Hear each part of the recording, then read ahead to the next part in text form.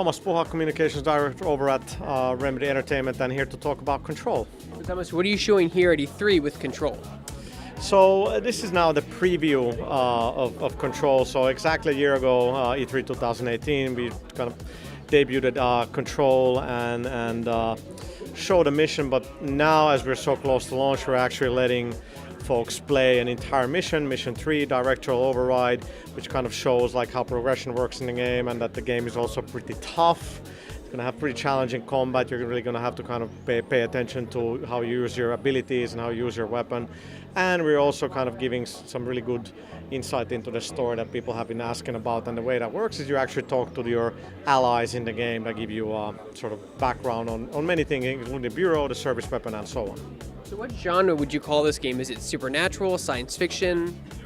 I'd say, I mean, we like to talk about Control as like a supernatural action adventure. I guess that is kind of the genre it falls into. But like, yes, it's a third-person game and third-person action, what kind of is Remedy's bread and butter. But when you play it, there's definitely those sort of hints of Dark Souls in the way that we don't really hold your hand. And then, of course, Metroidvania has been kind of like a big influence on us as well. The thing that I loved when I was playing was the fact that different objects did different amount of damage, some exploded and so forth, but like the telekinesis felt really, really good, like had a really good feel to it, like a physical force of, I've actually felt the power of like pushing something away from me or pulling something and throwing it at somebody. Well, that's really, really good to hear. I mean, we spent a lot of time on launch, which is kind of a telekinetic ability to grab objects and throw them, and like it's just a combination of like the animation, the sort of weight of the animation, the sound effects. I personally really love how like if the object is further away and you grab it, like you can hear the sound as it like the object approaches you. So all of those things combine to make it feel good, and then the impact has to feel good, right? When it hits an enemy, or we talk about how the game has reactive environments. So when you throw stuff around, there's explosion, there's destruction, and of course, as you upgrade the launch ability, you can grab onto bigger objects and then just cause even more destruction.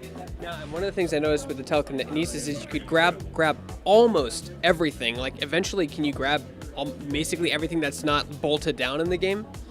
Well, of course, we want to make sure that the environments are kind of populated with objects that you can grab, because I mean, it wouldn't be much fun if you can. So even the forklift truck, I believe is the English word that you see around, like once you've upgraded the launch ability, you can actually even grab those and throw those around. So yes, most of the objects you see in the environment, you can grab and interact with.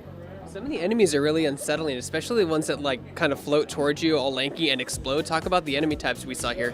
So there's lots of different enemy types. So they're all kind of like possessed by the hiss, which is kind of this sort of corruptive force that has taken over the bureau personnel and converted them. So they're kind of beyond saving. So there's going to be a good amount of enemy variety, because by the midpoint of the game, Jessie's going to have most of her, well, depending if players find all of her abilities, are going to be pretty powerful. So the enemies need to be able to match you. So the enemies can levitate as well. They can move really fast. So there's going to be a good variety, and we haven't really shown everything yet either. I noticed that you have a really cool item system that combos off each other. For example, if I get a headshot with my gun or a kill with my gun with a headshot, it refills my ability meter like to 100%. That was a very good observation. Yes, so there are things like that. And you might have noticed some of the enemies have like kind of 2 bars on top of them, so then they're shielded, and sometimes you have to use a launch to grab an object to remove the shield, and then the gun will work better, and sometimes it's vice versa. What's one of the greatest challenges when making a third-person action game in 2019? Interesting question. Well, it's just the quality bar is just insanely high, right? Like it's just like in the God of War and Uncharted, very different games compared to Control, but yes, they're third-person action games. So it's just like meeting the expectation of the fans out there and just people who play games like that. That's the biggest challenge. Like people expect like a great story, which we can deliver, but they expect a really long game with a lot of variety. And like when you have a small team like ours, right, we're average like 90 to 100 people on Control. So it's a pretty tough act to just like make sure that you have all of that content and also polished to the level that consumers expect. But that's what we're still working very hard to achieve.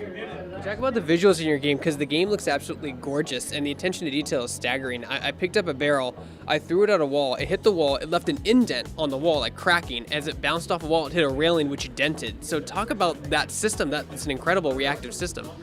Well, we do like our graphical details and sort of we have very good technical prowess, I can say. And of course the engineers are sweating back home, like getting all of this up and running. I mean, the level of detail is pretty crazy. I mean, there's radiators, you shoot them, water starts leaking, you can grab it and like carry it around, the water keeps leaking. We have those video projectors that play videos. If you grab that thing, you can drop it, the video still keeps playing, and kind of, it's just, there's a crazy amount of stuff like that. We've been, like now that we're getting to very close to getting the game done, I'd say we are internally even kind of surprised, like, oh, like we have all that stuff in there, like we do have this sandbox that we talked about like 3 years ago, this is what we want to achieve.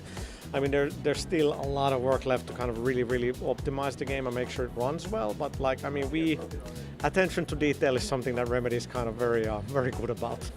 And last question is, when does your game come out and what platforms will it be on? Control comes out August 27th, PlayStation 4, Xbox One and PC.